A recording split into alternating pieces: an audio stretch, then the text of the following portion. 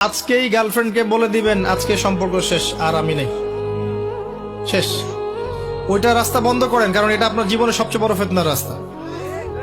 আবার সে যদি বলে যে সত্যি বলছো তুমি, আর কথা হবে না, তারপর কালকে সকালে আবার ফোন দিয়ে বলে আরেকটা বার শুধু কথা বলতে চাই, একটা বার দেখা করতে চাই, এটাই শেষ, আর দেখা করতে চাবো না, এই ফাঁদে আবার পা দিয়েন না, তাহলে সারা জীবন আর শেষ হবে না কখনো।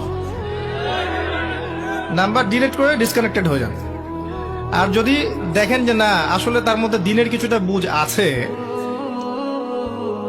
আপনার একটা রিজিকের সোর্স আছে, হালাল রিজিক খাচ্ছেন, মাশাআল্লাহ, চাকরি করছেন বা ব্যবসা করছেন, কিছু একটা করতে পারছেন, তার বাবার কাছে গিয়ে তার হাত চান বীর পুরুষের মতো, গিয়ে বলেন যে আমি আপনার মেয়েকে বিয়ে করতে চাই। যদি বয়স হয়ে যায় এবং তাদের মধ্যে একটা কুফু হয়ে যায়, আপনি বিয়ে করে ফেলেন, সিম্পল। প্রেম করতে যাচ্ছেন কি জন্যে? প্রকৃত প্রেম শুরু হবে বিয়ের পর ইনশাল্লাহ। সব বুঝেন? ঠিক বলছেন?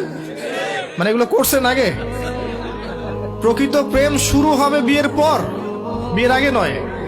পৃথিবীর যত দাম্পত্য জীবন আছে, কোন দাম্পত্য জীবন কি আয়েশা রাদিয়াল্লাহু আনহা রাসূল সাল্লাল্লাহু আলাইহি ওয়াসাল্লামের মতো মধুর হবে? এই প্রেমগুলো পবিত্র না?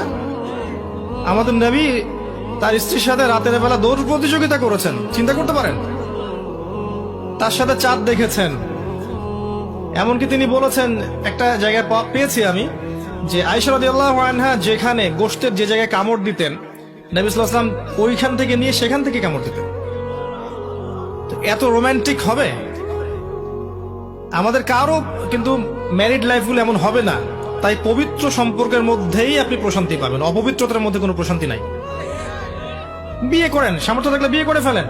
আর যদি দেখেন যে রাজি হচ্ছে না বা তার মধ্যে দিনদারিতা নাই, আপনার ইনকামের সোর্স নাই, আপনি সবর করেন, ওটা ছেড়ে দেন। আল্লাহ পাক আপনাকে ইনশাল্লাহ নেককার স্ত্রী দান করবেন ইনশাল্লাহ।